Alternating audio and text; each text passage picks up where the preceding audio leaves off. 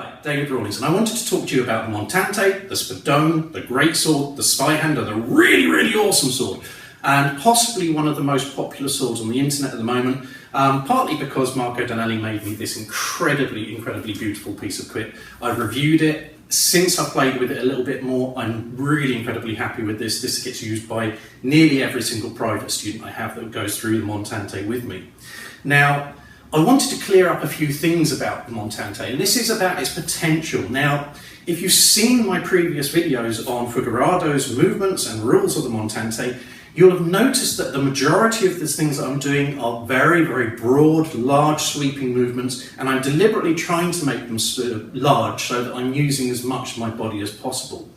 Now, one of the important things when you're looking at Figurado is that he only has one rule where it's montante versus montante, and I think this gives you a little bit of an underestimation of what you can do with these.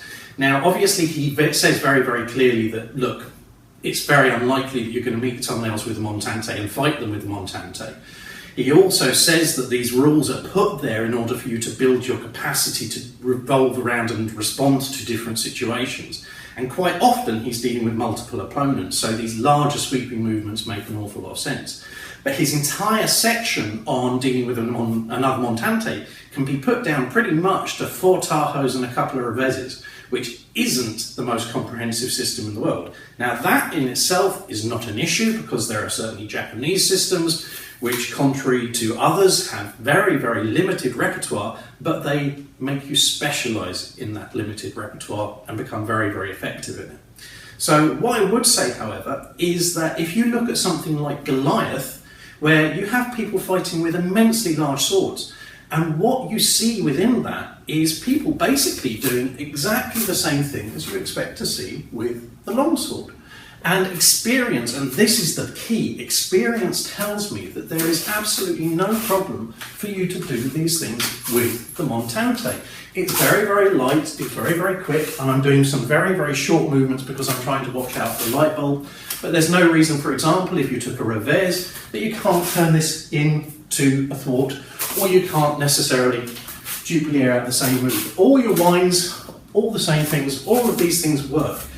It can be due to its balance, and this is not light. It can be very nimble. It can allow you to move lightly.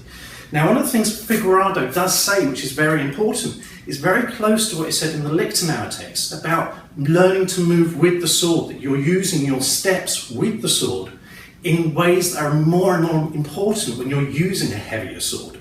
Now, this is very similar, in my opinion, to use your entire body, use your entire strength.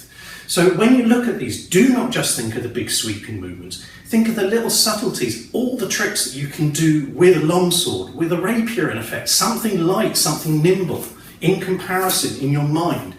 Don't turn it into this big behemoth that has to be swept all over the place. You're looking at a simple system versus a complex system, one which is based really predominantly on crowd clearance or of clearing an area with a chance of meeting another light weapon, and then one where it's specialised in meeting a light weapon and all the permutations that you can encounter. And that is the potential of the montante, the spadone, the really freaking awesome sword. I hope this has been helpful, and I'll speak to you soon. Take care.